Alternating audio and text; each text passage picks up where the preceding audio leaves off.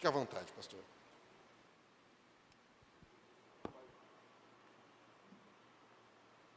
Paz do Senhor a todos os irmãos, amém? Podem sentar, irmãos. Eu quero agradecer todo o carinho e recepção aqui da igreja, de maneira geral. Tem sido um tempo especial estar aqui com vocês neste final de semana. Irmãos, eu quero trazer uma mensagem hoje, um texto bastante conhecido. Abra sua Bíblia em Gênesis, capítulo 4. Vamos aqui falar da história de Caim e Abel. Gênesis, capítulo 4. Eu sei que a maioria dos irmãos estão com a tradução Almeida Revista Corrigida, mas se possível, o irmão da tela, põe na Nova Almeida Atualizada, NAA, é a versão que eu vou ler. NAA, Nova Almeida Atualizada. Vamos ler a partir do versículo 1, diz assim a palavra do Senhor. Adão teve relações com Eva, a sua mulher. Ela ficou grávida e deu à luz Caim. Então ela disse: adquiri um varão com auxílio do Senhor. Depois deu luz a Abel, irmão de Caim. Abel foi pastor de ovelhas e Caim foi agricultor.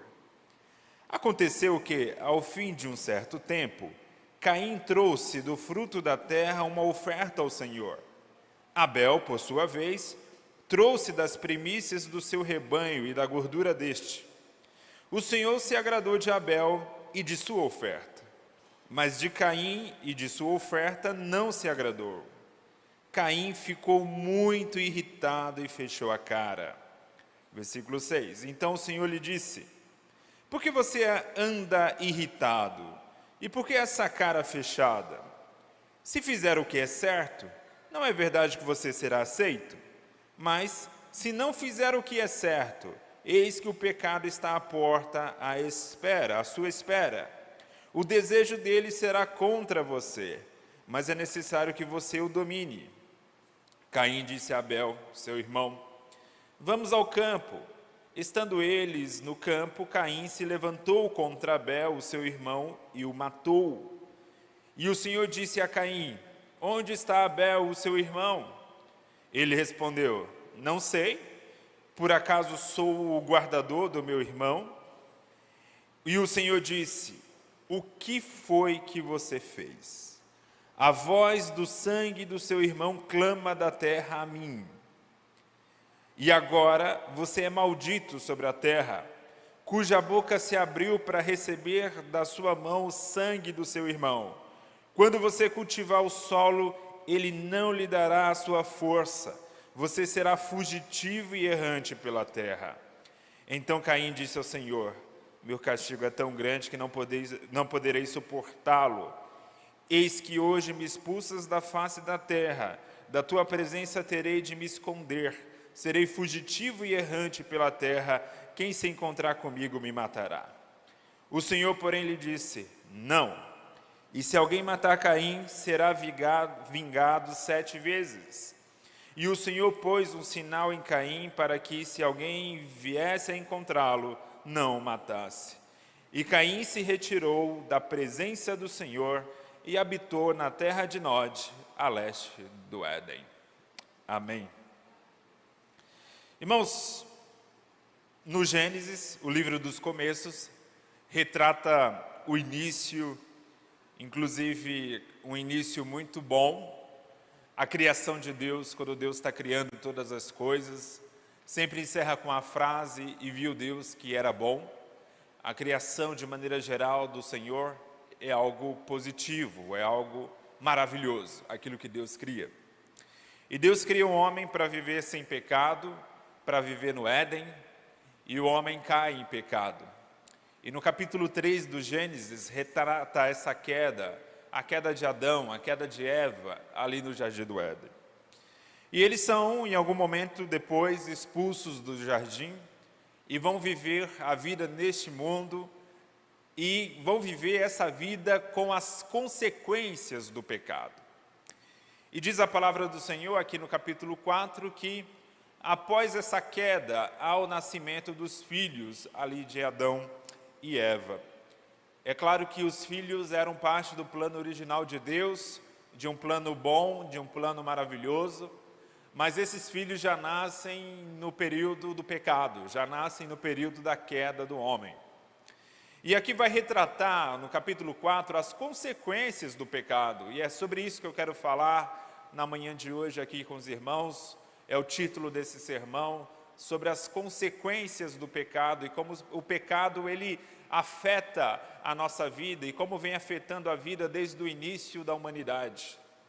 E acompanhe comigo o texto bíblico, leia comigo aqui, vamos fazer uma pregação expositiva em cima desse texto.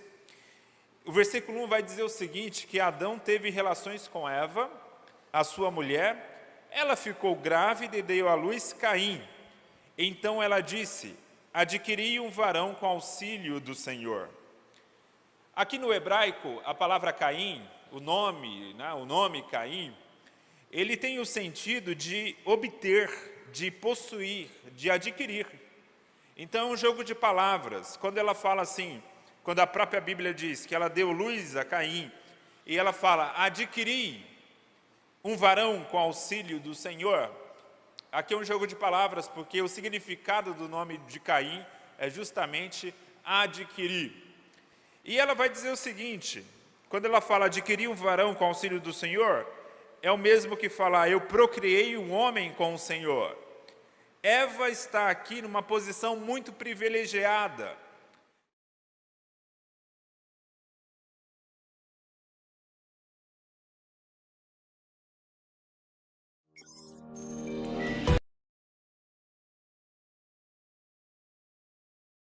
Nasce ali do ventre de Eva, do fruto da relação com Adão. E Eva se sente uma mulher extremamente privilegiada, ao ponto que ela diz isso, eu adquiri um varão com auxílio do Senhor. Ela está aqui numa posição de extrema alegria, de extremo regozijo, porque ela está numa posição quase que equivalente a de Deus, porque ela agora está podendo colocar no mundo um homem, um varão. E aí isso já nos leva a pensar uma série de coisas, porque quando Eva fala isso, ela não sabia o que ia acontecer à frente. Nós sabemos que esse primeiro filho dela vai se tornar um assassino, mas não é um assassino qualquer, é o assassino do seu segundo filho. Então a dor de Eva seria uma dor muito grande mais à frente. Mas nesse exato momento aqui que ela está tendo o seu filho, ela está num momento de regozijo. Isso mostra, irmãos, que nós vivemos em um mundo extremamente complicado. A vida não é simples. A gente vive numa era hoje, que é a era dos coaches, que é a era das pregações coaches, que a vida parece ser muito simples. Siga 10 passos que você vai ter uma vida vitoriosa. Siga 5 passos que você vai ter uma vida assim extraordinária. A vida parece ser muito simples, basta seguir alguns passos de sucesso que a sua vida vai ser um sucesso extraordinário. Mas a vida é muito complexa.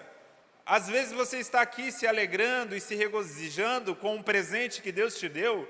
No caso aqui, Eva está se regozijando e se alegrando com o filho que ela recebeu do Senhor, com esse presente maravilhoso, e ela não sabe o quanto que esse filho trará ao seu coração um peso extraordinário. Infelizmente, a vida tem essas surpresas que a gente não tem como controlar, a gente não tem como determinar o nosso futuro em todos os detalhes, a gente tem como seguir caminhos e direções, mas como que vai ser esse direcionamento, como que vai ser esse caminho, como vai ser esse meio do caminho, a gente não tem como controlar, porque a gente vive em um mundo permeado pelo pecado, a gente vive num mundo permeado pelo mal, e é por isso que nós não temos o controle absoluto de tudo aquilo que acontece em nossas vidas, a gente precisa ter ciência disso, até para não se frustrar diante de Deus e falar, Senhor, eu te sirvo tanto, Senhor, eu estou na tua casa te louvando, te agradecendo tanto, e isso aconteceu comigo. Sim, isso aconteceu com você e poderia ter acontecido com outra pessoa. Por quê? Porque a gente vive no mundo mal. Jesus foi falar ali no Evangelho que, pedindo a Deus em oração, olha, eles não são do mundo, mas nós estamos no mundo. Nós não somos do mundo, mas nós estamos aqui, irmãos, e vamos enfrentar as consequências de viver essa vida ainda permeada pelo pecado. É triste a vida de Eva aqui, quando a gente olha a partir do futuro, porque ela está muito feliz com algo que seria trágico no futuro. E ela vai aqui dizer, aliás, e o versículo 2 vai dizer: depois deu à luz Abel, irmão de Caim. Abel foi pastor de ovelhas e Caim foi agricultor. Interessante que não há celebração, né, aqui no nascimento de Abel. E a palavra Abel, ela é uma palavra que ela tem uma ligação semântica muito próxima da palavra sopro, da palavra vento, inclusive da palavra vaidade. É interessante porque a vida de Abel foi literalmente um sopro. Foi uma vida que viveu pouco tempo. E aí diz o versículo 3: aconteceu, isso um tempo depois, ao fim de certo tempo, que Caim trouxe do fruto da terra uma oferta ao Senhor. Abel, por sua vez, trouxe das primícias do seu rebanho e da gordura deste. O Senhor se agradou de Abel e de sua oferta, mas de Caim e de sua oferta não se agradou. Em outra versão está assim: mas da oferta de Caim, Deus desviou o olhar. Olha que imagem. Você vai lá sacrificar algo ao Senhor, fazer ali uma celebração, lembrando que aqui era uma espécie de sacrifício de louvor, não era um sacrifício de expiação do pecado, era um sacrifício de louvor. Ele vai lá apresentar a sua oferta e diz o texto bíblico que Deus desvia o olhar. E aí diz o texto que Caim ficou muito irritado e fechou a cara. Na corrigida diz, em um sentido bem poético, decaiu-lhe o semblante. O seu rosto ficou abatido, ele andava de cabeça baixa. Tamanha era a raiva dele daquela situação. E esse texto aqui, ele é muito curioso. Sabe por quê?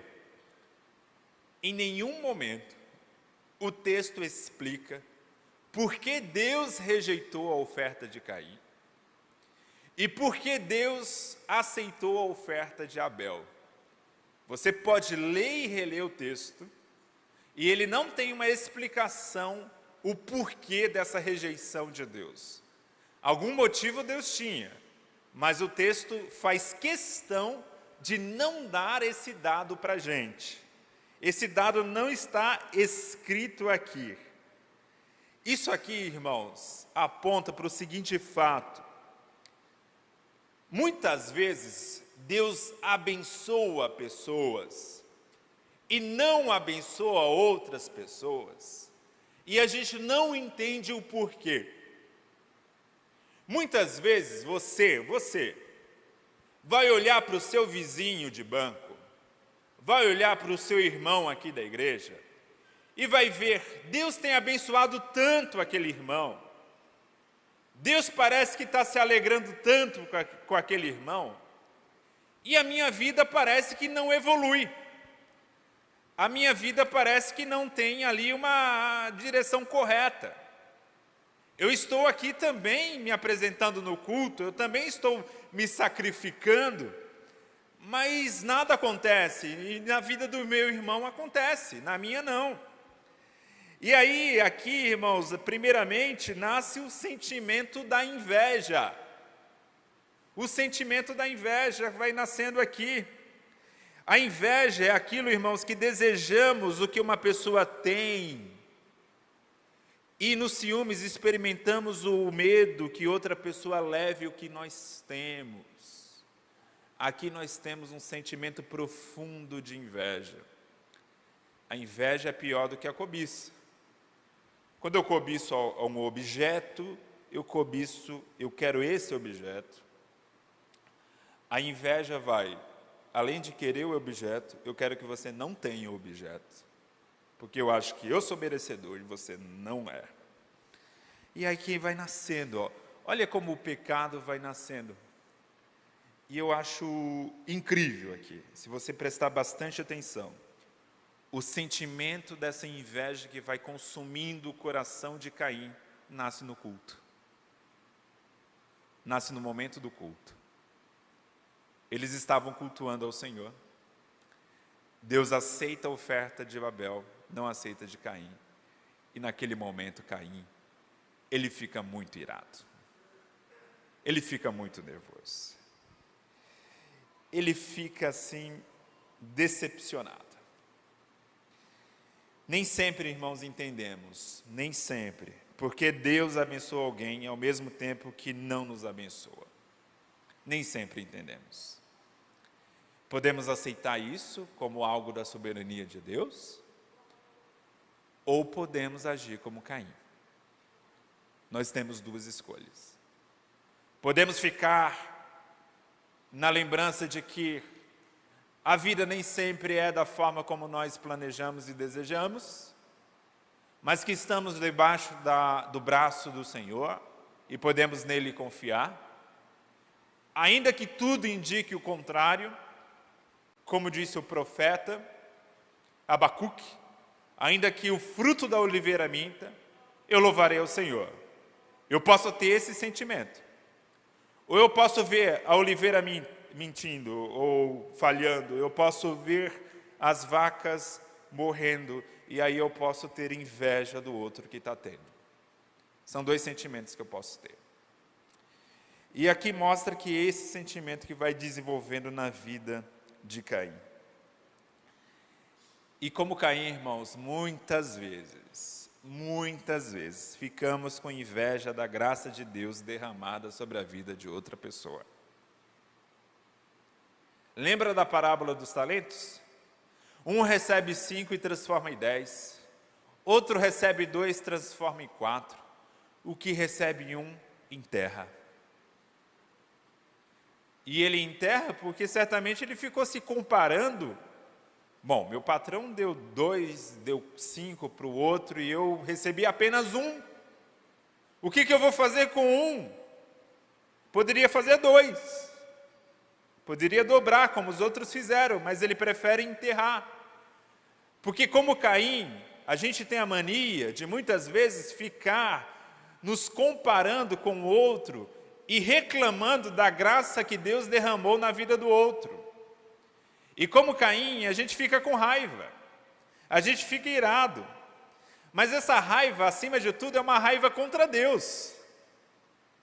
A maior raiva que Caim tinha aqui era a raiva de Deus. Olha que coisa. Então Caim saiu do culto com raiva de Deus.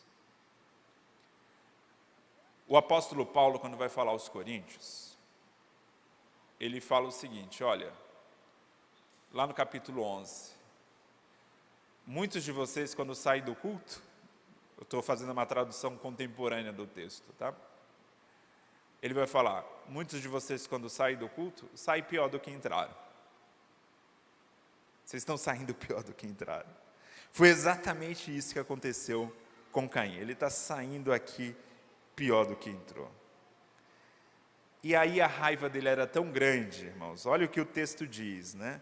O texto vai dizer na Almeida atualizada, na Nova Almeida atualizada, que ele ficou muito irado e fechou a cara. E uma outra tradução diz que ele andava de cabeça baixa. Ou como na nossa Almeida corrigida, decaiu-lhe o semblante. A raiva era tão grande que ele não queria olhar para Deus. Não queria. Ele não queria enfrentar Deus.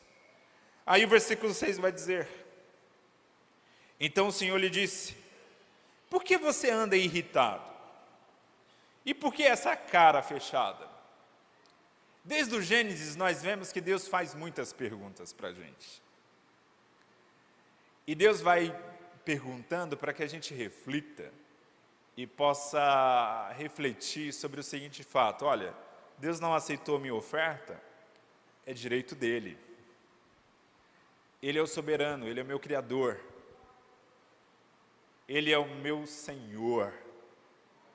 O que ele vai aceitar ou deixar de aceitar diz respeito a ele. Ele não deve a mim satisfações. Então ele faz uma pergunta: por que você anda irado? Por que você anda com essa cara fechada? Por que o seu rosto está abatido? Versículo 7. Se fizer o que é certo, não é verdade que você será aceito, Caim? Faça o que é certo. Você vai ser aceito. Mas se não o fizer, se você não fizer o que é certo, eis que o pecado está à sua porta, à sua espera. Olha o que Deus está dizendo aqui: o pecado espreitará a tua porta. Essa imagem aqui que a língua hebraica quer trazer, a imagem é como se fosse um animal violento, na beira de uma porta, que você está de passagem por aquela porta, como se fosse uma serpente, e ela está pronta a te atacar. Deus fala isso a respeito do pecado para Caim. Caim, o pecado está à tua porta, ele está à tua espreita. O pecado está na aba da tua tenda, e ele se agacha ali, ele está próximo de te atacar. E aí, isso mostra, irmãos, o seguinte: primeiro ponto a respeito aqui do pecado. O pecado sempre é um desenvolvimento progressivo. O pecado sempre é um desenvolvimento progressivo. Em outras palavras, ninguém peca de uma hora para outra. Pecado é processo. Nós vamos construindo o pecado aos poucos. Ah, fulano foi lá e bateu no outro. Ele estava com sangue quente e bateu no outro. É porque ele cultiva há muito e muito tempo a cultura da violência, é por isso que fez isso. Ninguém estoura de uma hora para outra. Esse estouro é cultivado no coração com muita ira e raiva, e de repente isso vira uma violência física. Mas isso vem sendo construído aos poucos no coração. O pecado é um processo progressivo. E aí aqui vai dizer também, Deus vai falar que o pecado, ele está pronto a nos atacar justamente na hora do nosso vacilo, da nossa falta de vigilância, da nossa falta de cuidado. E aí o texto vai dizer, Deus falando e aqui, ó, outro ponto, é Deus falando com Caim. Deus fala, Deus alerta, Deus conversa, Deus chama a atenção. Ele está fazendo isso com Caim. E ele está dizendo: o pecado, o desejo do pecado será contra você. Uma outra tradução possível é: o pecado te deseja. Olha só, não é só nós que desejamos o pecado também nos deseja. E o nosso desejo pelo pecado é correspondido pelo pecado por nós. Porque o desejo do pecado é a morte. O desejo do pecado é a destruição. O salário do pecado é a morte. Mas, irmãos, aqui, apesar dessa palavra dura de advertência, Deus dá uma esperança para Caim. E ele diz assim: mas é necessário que você o domine. Em outras palavras, mas você pode governá-lo. Você pode vencer esse desejo. Ele não é imbatível. Ele não é assim tão forte ao ponto de que você não vai conseguir detê-lo, não. E nós, especialmente hoje, irmãos, que estamos debaixo da nova aliança, temos essa confiança. Jesus nos ajuda a vencer o poder do pecado por meio da sua graça. Você pode detê-lo. Você pode barrá-lo, porque Deus te dá essa força, Deus te dá essa ferramenta chamada graça de Deus para deter o pecado. E aí, nesse mundo de Caim, irmãos, existe um anseio animal por destruição.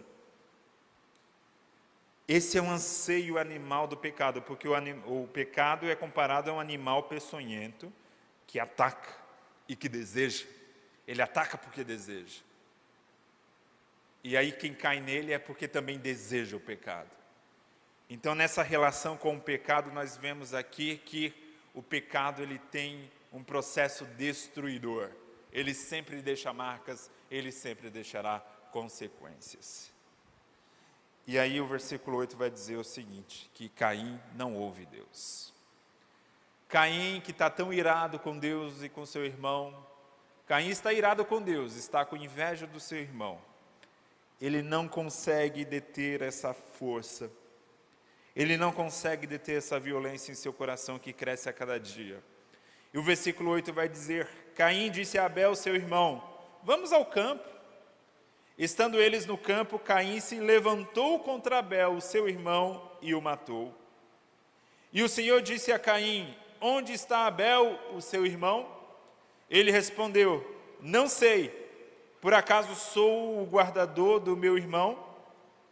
Vocês prestaram atenção nesses dois versículos aqui, que a expressão, ou a palavra, melhor dizendo, irmão, aparece 4 vezes? Caim disse a Abel, seu irmão, vamos ao campo. Estando eles no campo, Caim se levantou contra Abel, seu irmão, e o matou. E o Senhor disse a Caim, onde está Abel, o seu irmão? E ele respondeu, não sei, por acaso sou o guardador do meu irmão? 4 vezes. Essa ênfase do texto na palavra irmão é para lembrar, irmãos, o peso aqui do ato de Caim. Em princípio, toda violência contra o ser humano é uma violência contra o irmão. Porque todos nós temos uma origem em Deus. Todo ser humano é imagem e semelhança de Deus. Todos nós compartilhamos dessa família em comum. Então toda violência contra alguém é uma violência contra o seu irmão. É por isso que a palavra irmão aparece tanto aqui. Irmão, irmão, irmão.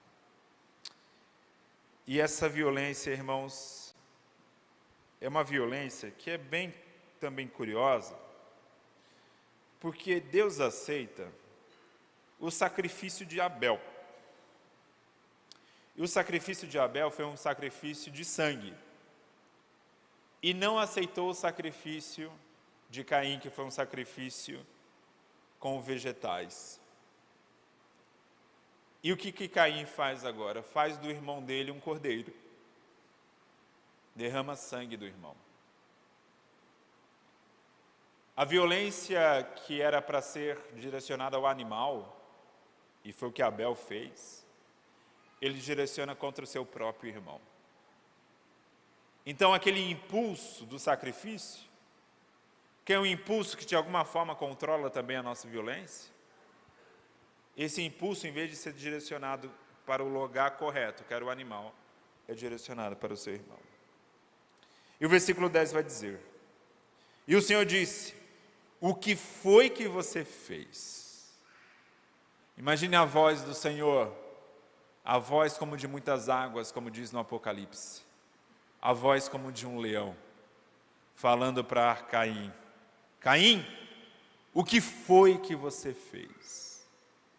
Gutierrez, o que foi que você fez? João, o que foi que você fez? Podemos ouvir, irmãos, todas as vezes essa voz do Senhor, quando a gente cede ao poder do pecado, quando a gente tinha forças pela graça de Deus para detê-lo. E podemos ouvir do Senhor, o que foi que você fez? E a Caim ouviu isso do Senhor. E Deus fala, a voz do sangue do seu irmão clama da terra a mim. A voz do sangue de Abel foi derramado na terra. E agora a terra grita. A terra está gritando. A dor de Caim está ressoando no sangue derramado nessa terra. E aí eu lembro aqui de Hebreus 11:4, que diz que pela fé Abel ofereceu a Deus maior sacrifício do que Caim, pelo qual alcançou o testemunho de que era justo, dando Deus testemunho dos seus dons, e por ela, pela fé de Abel, depois de morto, ainda fala.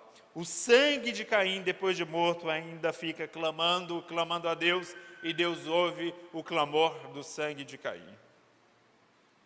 E aí, irmãos, eu lembro do novo Abel. Lá em Mateus capítulo 23, versículo 35, Jesus vai falar o seguinte: e assim, Jesus falando para os fariseus, sobre vocês recairá todo o sangue justo derramado na terra, desde o sangue do justo Abel até o sangue de Zacarias, filho de Baraquias, a quem vocês assassinaram entre o santuário e o altar. O sangue clama. O sangue vai clamando. E o sangue de Abel é um clamor por vingança. É um clamor por reparação. É um clamor por justiça. Mas aí a gente vê, irmãos, Mateus capítulo 27, versículo 24 e 25, o seguinte: então Pilatos, vendo que nada aproveitava antes, o tumulto crescia, tomando água, lavou as mãos diante da multidão, dizendo: estou inocente do sangue deste justo, falando de Jesus. Considerai isto. E respondendo todo o povo, disse: o seu sangue caia sobre nós e sobre os nossos filhos. Olha essa frase. Que o sangue dele caia sobre nós e sobre os nossos filhos. O povo estava dizendo: crucifica esse Jesus. E Pilatos: olha, não tenho nada a ver com o sangue dele, hein? Estou lavando as mãos. E o povo gritando: que o sangue dele caia sobre nós e sobre os nossos filhos. Essa é uma oração estúpida, porque eles estavam fazendo o seguinte: eles estavam literalmente falando: a gente não está nem aí para a morte desse homem. A gente assume as consequências da morte desse homem. Mas a graça de Deus é tão incrível, irmãos, que uma oração dessa se transforma, na verdade, em bênção. Porque quando eles estão falando de modo irracional, dizendo que o sangue dele caia sobre nós, sobre os nossos filhos, eles não entendem, mas o sangue de Jesus derramado, ele não clama por vingança. O sangue de Jesus clama por redenção. Então, quando esse sangue cai sobre nós, ele limpa o nosso pecado. Ele nos transforma. Diferente do sangue de Abel, que era a única semelhança aqui entre Abel e Cristo, e Jesus é um novo Abel, é que Jesus também era justo, como Abel era justo. E o sangue de Jesus clama, como o sangue de Abel também clamava, mas o sangue de Abel clamava justiça e reparação, e o sangue de Jesus clama redenção, clama restauração, clama perdão. Esse é o clamor do sangue de Jesus. É o clamor do perdão. Mas esse texto também mostra outro fato interessante. O texto, quando diz que o sangue de Abel clama, é que Deus é um Deus que ouve clamores. E ouve o clamor de um sangue derramado. Lá em Gênesis, por exemplo, capítulo 18, versículo 20 e 21, diz o seguinte: então o Senhor disse: o clamor contra Sodoma e Gomorra tem aumentado, e seu pecado é gravíssimo. Descerei e verei se de fato tem praticado correspondente a esse clamor que veio até mim. E se este não for o caso, eu ficarei sabendo. O texto retrata o seguinte: que o pecado de Sodoma e Gomorra era um pecado tão escandaloso, era um pecado tão grave, que o clamor do pecado subia aos céus, e Deus foi conferir se era isso mesmo.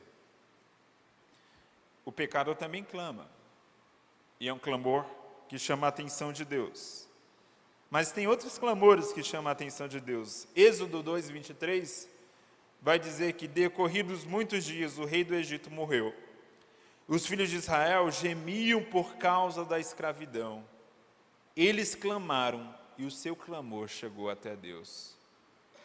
Eles estavam no Egito escravizados, clamando, chorando, e diz o texto: eles clamaram e o seu clamor chegou até Deus. Deus ouve o clamor, irmãos. E Deus ouve muitos clamores, como Tiago, capítulo 5, versículo 4, vai dizer: Eis que o salário dos trabalhadores que fizeram a colheita nos campos de vocês e o que foi retido com fraude está clamando. Tiago está falando, olha, quando você contrata alguém, um trabalhador, e você retém parte do seu salário em fraude, quando você não cumpre o combinado, quando você tenta roubar o seu funcionário, essa fraude está clamando. E o clamor dos que fizeram a colheita chegou aos ouvidos do Senhor dos Exércitos. Olha que frase forte. O clamor daquele que é injustiçado, roubado, daquele que é enrolado, daquele que fez o seu serviço, está precisando do seu dinheiro, e você podendo pagar, e enrolando e não paga, e a Bíblia dizendo, o clamor desse trabalhador está chegando aos ouvidos do Senhor dos Exércitos. Não é de qualquer Senhor não, é o Senhor dos Exércitos. Deus ouve clamores.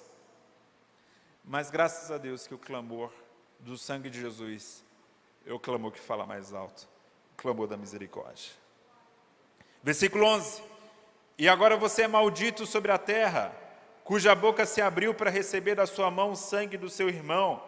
Quando você cultivar o solo, ele não lhe dará a sua força, você será fugitivo e errante pela terra. Interessante isso, porque o sangue de Abel é derramado na terra, e Deus fala para Caim, Caim, agora a terra também é maldita. A terra que você poderia ali, porque você é agricultor, não é, Caim? Você poderia cultivar essa terra, você poderia se alimentar dessa terra, a terra não dará fruto, porque o sangue amaldiçoou essa terra. Em Gênesis tudo está conectado, tudo que nós fazemos afeta o nosso derredor. Aliás, na teologia hebraica, de maneira geral, é isso, tudo que nós fazemos não afeta só você como indivíduo, afeta o seu derredor também. Então o pecado tem consequências que vão afetar também o seu meio ambiente, o seu ambiente que você vive. Muito cuidado com isso. E o versículo 13 vai dizer, então Caim disse ao Senhor, Senhor, o meu castigo é tão grande que eu não vou poder suportar. Eis que hoje me expulsas da face da terra, da tua presença terei de me esconder, serei fugitivo e errante pela terra. Olha como é a vida do homem entregue ao pecado. E Caim resume muito bem. É uma vida de peregrinação, ou seja, uma pessoa que não tem presença, não tem sossego. Ele terá que se esconder da face do Senhor, será fugitivo e errante pela terra. E ainda viverá uma vida de medo. Quem me encontrar me matará. O irônico aqui é que Caim deseja de Deus a misericórdia que Deus teve para com Abel e que gerou raiva no coração dele. Quando Deus teve mais misericórdia de Abel do que de Caim, Caim ficou com muita raiva. Agora Caim quer essa mesma misericórdia. O ser humano é assim. E o Senhor disse, porém, a Caim, não, se alguém matar Caim, será vingado 7 vezes. Deus está diante do primeiro assassino, mas Deus ainda providencia misericórdia. Caim, eu vou te dar um sinal, você não precisa ter medo, ninguém vai te tocar, ninguém vai te matar, porque se alguém te tocar, será vingado 7 vezes. E o Senhor pôs um sinal em Caim. O Senhor pôs um sinal em Caim. Que sinal é esse? Não sabemos. Mas o Senhor pôs um sinal em Caim. Um sinal que preservava a vida de Caim. Deus é incrivelmente misericordioso. É incrivelmente misericordioso. Mas parece que Caim não aprende. Porque no versículo 16 vai dizer o seguinte: e Caim se retirou. Em outras palavras, e Caim se afastou da presença do Senhor. E Caim se retirou da presença do Senhor. E habitou na terra de Nod. A terra de Nod ela é uma palavra hebraica que está muito próxima da palavra andarilho. Então a gente poderia traduzir assim, ó. E Caim se afastou da presença do Senhor e habitou na terra de ninguém, a leste do Éden. Essa é a vida, esse pequeno versículo 16 é o resumo da vida sem Deus. É a vida sem a presença do Senhor. É a vida que se afasta da presença do Senhor. É a vida que vai habitar na terra sem sentido, na terra de Nod, na terra de ninguém, que fica ao lado do Éden, a leste do Éden, da banda do Éden. Ou seja, está próximo do paraíso, mas não é o paraíso. Está próximo do paraíso, mas é uma terra sem sentido, é uma terra sem ninguém. Está próxima do paraíso, mas é uma terra de não permanência. Está próxima do paraíso, mas é uma terra sem a presença do Senhor. Não é à toa que uma das imagens da eternidade, no pensamento hebraico, é que o lugar dos mortos, como a gente vê na parábola do rico e Lázaro, é um do lado do outro, separado por um grande abismo. Dando a ideia, né? Está do lado do Éden, mas não é o Éden. Então, irmãos, nós vemos aqui o tipo de vida que a gente não precisa viver. Deus ofereceu a Caim 2 oportunidades. Deus conversou com Caim, explicando a ele o poder evolutivo do pecado. Deus deu uma marca para Caim, mas Caim era muito relutante, Caim tinha um coração muito duro, e Caim faz isso. Eu quero convidar você a ficar em pé. Vamos fazer uma oração nesse momento. E você vai fazer uma oração, alguém aqui que ainda não teve um encontro com Jesus, que ainda não serve ao Senhor em alguma igreja, alguém aqui? Ou todos já são aqui da casa? Se não tem nenhum amigo, mas essa palavra é para a gente mesmo, da casa do Senhor. Quero orar com você. Porque o que acontece na vida de Caim pode acontecer na minha e da sua vida. A gente pode viver no pecado de uma forma tal, e sem perceber, abrindo espaço cada vez mais para o pecado, até chegar no momento que a gente se retira da presença do Senhor. Eu costumo falar sempre muito do inferno e do céu, e eu sempre falo que um defeito, muitas vezes, de nós cristãos, é falar do inferno como aquelas imagens que, sim, são bíblicas, mas a gente só fala dessas imagens. Por exemplo, o inferno como lugar de fogo, de enxofre. São imagens terríveis. Mas não existe imagem mais terrível do inferno como saber que ali é um lugar sem a presença do Senhor. O pior do inferno é a falta da presença do Senhor. Assim como o melhor do céu não é rua de ouro, não é rua de cristal. O melhor do céu é a presença constante do Senhor. Então nós vamos orar nessa manhã, pedindo ao Senhor, fazendo aquela oração do salmista Davi: Senhor, não afasta de mim o teu Espírito. Senhor, não me afaste da tua presença. Vamos fazer essa oração nesse momento. Senhor, estamos aqui nesta manhã, Pai, agradecendo a Ti, Senhor, pela oportunidade de ouvirmos a Tua palavra, a oportunidade de vermos, ó Deus, o perigo do pecado, como o pecado pode nos afetar e como progressivamente ele pode nos levar à ruína. Ele pode nos levar, Senhor, a uma distância de Ti. O pecado nos distancia de Ti. E por isso, Senhor, nessa manhã, diante dessa palavra, nós queremos orar aqui, nós queremos pedir aqui, Senhor, não se afaste de nós. Não afaste de nós, ó Deus, a Tua presença. A Tua presença é maravilhosa, a Tua presença nos dá prazer, a Tua presença, Senhor, nos alegra, a Tua presença, Senhor, enche o nosso coração de regozijo, Pai. Nós não queremos nos afastar da Tua presença, nós queremos, Senhor, que Teu Espírito nos acompanhe, nós queremos, Senhor, ser a habitação constante do Teu Espírito Santo. Ó Deus, em nome de Jesus, venha perdoar os nossos pecados, venha limpar, Senhor, o nosso coração, venha limpar as nossas intenções, seja os pecados de atos, seja os pecados de palavras, os pecados de pensamento, os pecados de omissão, Senhor, em nome de Jesus.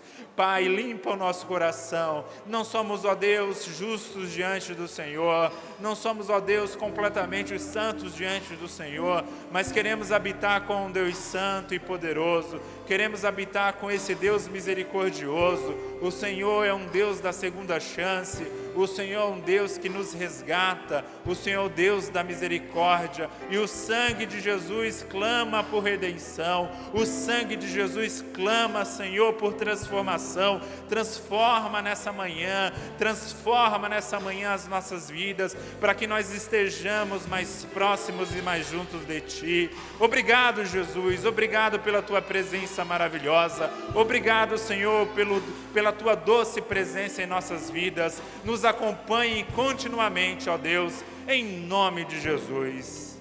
Amém. Amém, irmãos. Graças a Deus.